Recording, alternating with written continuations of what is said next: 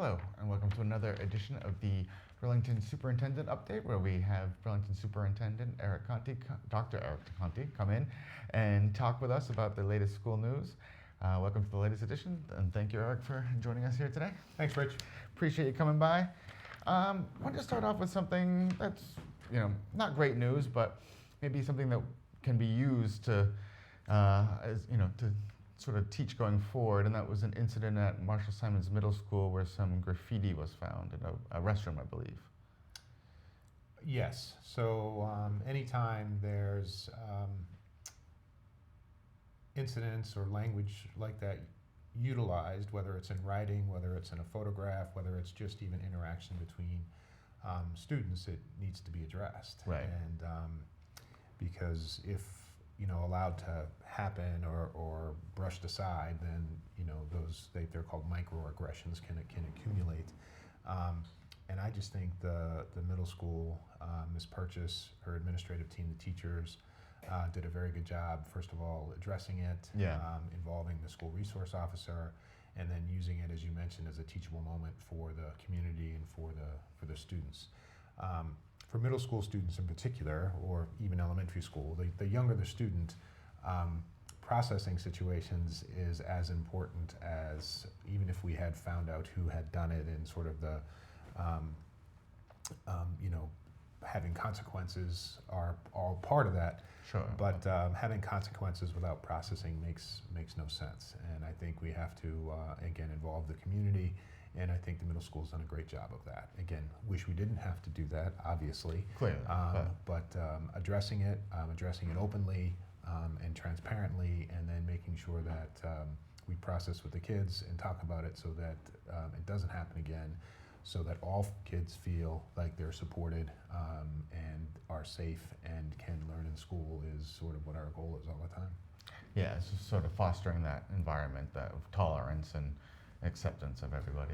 I know that has been a big kind of push, in the school system. It is. We all have to learn about our cultural competence, and that we can't ignore any of these instances, and even if sort of we're not the target, or we can be privileged enough to sort of ignore it, doesn't affect me. When it affects the community, it does affect all of us, and I think that's why we really need to take action, and we need to, again, we don't want them to ever occur, but when they do, I think we need to make sure that we address them. Okay. So switching gears just a little bit, well, actually quite a bit. One of the kind of ongoing discussions at some of the recent school committee meetings has been focused around possible changes to like maintenance of Varsity Field. Can you just sort of catch us up on what the kind of, the overview of that is? Yeah, we're in the early stages of having the conversations. I think that when we first made the changes to Varsity Field in terms of going from a grass surface to a synthetic surface, the product has a useful life where it needs to be refurbished, and depending on how often it's used, and my understanding is they do sort of impact testing of the surface just to make sure that it's safe for the athletes who are on it, or all the students who are on it. And so we're starting to get to the end of the sort of where the field needs to be sort of refurbished. And any sort of compressionable surface has the same issue. So even the track, which is, if you've been on the track, it sort of is a little bit spongy. Over time it loses that sponginess, right, and has to be reconditioned. And it doesn't make sense to do one and not the other, just because they're both next to each other. So we're just starting early conversations about some of the work that we need to do in that. So that would be obviously expensive, and it would be something that we would need to put together a warrant for, and talk to the town about, and talk to the town meeting about, and talk to the school committee about. So again, we're very early stages in that, but we didn't want to start the conversation and just have it be a surprise to everybody. Like, didn't you just do that? And time goes by so quickly. And, yeah, I know, it does feel like it was just, but it was probably like 8 years ago or something. Yeah, and it might take us 2 years to get through this process. So, 10 to 15 years, depending on the use, is sort of right where it should be. So right, it gets used quite a bit. So yeah, definitely. There's always something going on down there. Another thing I think that's going to be spoken about tomorrow is an update on, talking about the field, the concussion policy. Or anything of importance or significance coming in that discussion? No, just some adjustments. We're trying to look at our policies more frequently and just make sure they're updated. And so I think we're just doing an updated wellness policy as a whole. And we're doing some updated policies within that. So we have a wellness committee, and that's made up from members of school staff, nursing, guidance. We have folks from the athletic department, folks from food services. We have school committee members on there. We have members of the community. Christine Truhan sits on our wellness committee, and they look at our wellness policies, and I think the concussion policy would fall under that. And we're just making an update. So I don't think there's some language changes, but I don't think there's anything significant. Yeah, no big changes. That is a subject that we just, spoke about recently, actually, on our other show, B News in Depth, was, safety around football and athletes, and, some of the recent changes that kind of came about from, in the way that student athletes are coached as far as, trying to lower impacts and such. So people can check that out if they want to. Good discussion with the BHS coach there. So one good thing, a good thing that happened was we've got the Simon Youth Foundation, which is from Simon Properties, which the owners of the mall. They have an educational program, and from across the country, one of the a Burlington educator, Jill Graham, was named the Simon Youth Foundation Administrator of the Year. Just talk about that program and the significance of having somebody from our community recognized on that level.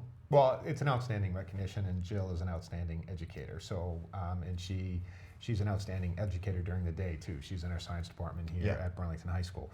Many people aren't even aware that we have an evening academy that's been around for, I think it's been around for many years, 20 years, 30 years. It was in place under a different name when I first came, so it's not anything that I can take any sort of credit for developing. I think Jill took over leadership 7 or 8 years ago, prior to our partnering with the Simon Youth Foundation. 3 or 4 years ago, again, as you mentioned, the Simon Corporation, owners of Burlington Mall, have a foundation, and that foundation's mission is to, they call it turn more tassels, to get students who are not necessarily successful in a traditional high school environment, high school pathway, get them to earn their high school diploma. And it seemed to be a good match with what we were trying to accomplish with our evening academy. Our students in the evening academy have to be graduation eligible typically, and that means they have to have passed their MCAS tests, their state tests. Many of them, I think they're required to hold a full-time job, and then they come back 4 nights a week and they pick up credits in the core areas that they need to in order to earn a high school diploma from Burlington. So the enrollment sort of varies. It can expand during certain times of the year, it can contract, and it takes a really dedicated teacher, staff member, and especially Jill, the administrator, to make that work. They have to form really strong relationships with the kids. They have to continue to make sure that they're engaged and they understand sort of why school's important. And these are kids we may lose to dropout if we didn't have this option for them. So I think it's, again, a really important program. And all the teachers in the evening academy are teachers in Burlington during the day. So they're all working full time. And then many of them then are sort of extending that 3 or 4 hours, a couple nights a week to really work with these kids. So it takes someone who is passionate about that work. It takes someone who's dedicated to these kids, and no one exemplifies that more than Jill Graham for us. And so we partnered with the Simon Youth Foundation, I think 3 or 4 years ago. That partnership doesn't really affect the philosophy or the curriculum of the program per se. I think they have a conference every year that they gather educators, alternative educators across the country, and we participate in that, and so I think we learn a lot. But what it does do is it allows our evening academy students to have access to scholarships, access to Simon Youth Foundation's network of opportunities in terms of even for job placement. They even gave some of our kids a scholarship. I think last year I think 3 or 4 of the kids went to Washington, D.C., and just on a tour. Again, they are trying to allow for some typical high school experiences to be extended to students who wouldn't have that, again, given that they're working full time. So they've sort of done that, and it just seemed to be a really natural fit with where the Burlington Evening Academy was. So it's now where the Burlington Evening Academy still, but it's sort of we're partnering with Simon Youth Foundation, so it's the Simon Academy at Burlington. And the partnership seems to be thriving. And again, Simon recognizes alternative educators, not only educators, but administrators across the country every year. And after 3 or 4 years, they are recognizing Jill Graham again as the administrator. And I think Gerard Coughlin was one of our teachers in the Evening Academy. And, Yes, also. And Gerard was also recognized as being, again, a Teacher of the Year for the Simon Academy. Again, what it means to our community is, I think it's further evidence that we have outstanding educators, outstanding teachers here in Burlington, and I say that all the time. And it's other people are recognizing that, and I think that's again, it reflects certainly well on the Burlington Evening Academy with Simon Youth Foundation as a partner, and I think it reflects obviously well on Jill and Gerard and the rest of their colleagues there. And again, anytime there are people doing positive things, it reflects well on the school and the district too. So we can't do what we do without talented people like Jill and Gerard. So we just can't. No, So. it's definitely a good reflection of the Burlington school community. Last thing I want to talk about, I know you were in last month for a half an hour or so discussion about the future of school buildings. Yeah. So we don't need to go over everything too much in crazy detail, but it is something that you are looking for input from residents and parents about. So we have a graphic that is going to be discussed tomorrow. It's options for the elementary school buildings. Right. People can see the different options moving forward. A lot of this is just based on spatial issues, right? Well, they're based on some of the enrollment projections we've done. So it shows that in the next 10 years, they're projecting our enrollment's going to increase about 10%, which would be between 350 and 380 kids. It's based on that we have sort of 3 newer schools and 3 older schools, so we're going to have to address some of the needs in 3 of our older schools: the high school, Fox Hill, and Pine Glen. Right. But one thing I wanted to stress, because I've gotten some emails and some calls with people saying, why am I just hearing about this? What's going on? So I just want to make sure that we're saying this, like, we all need to take 10 steps back. We're just starting this conversation. Yes. Even if we were to have our application into the state and have it be approved this December, which we don't, even if we did, there's a 6 or 7 year process from there that involves feasibility studies, design studies. We're a long way away. I just think the school committee wanted to talk about it as early as possible. We're really having a financial conversation right now. Our application that is active, which has been active the last 7 years, has been to request that the state support renovating the high school, this building. If we were to be accepted for that renovation next month, because we're here in December, or 2 months, next month, December, towards, if we are accepted, then honestly our focus the next 6 years is going to have to be on the high school project. If we are not accepted as part of the state process, that doesn't mean the high school needs go away, but what we're considering doing then is changing our request, because we can only have one request with the state, Right. Changing that from the high school to an elementary school, which is really why the school committee, they didn't want us to submit next April a request to build a new elementary school without even letting people know in the community that that's on there.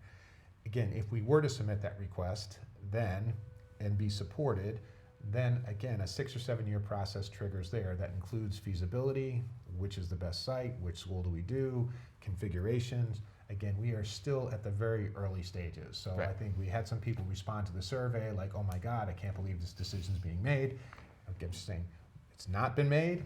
Again, we are just starting the process, and we were talking, again, 6, 7, 8 years before because we wouldn't even hear about entering into an elementary feasibility study until a year from this December. So we're still a long way away from having these conversations.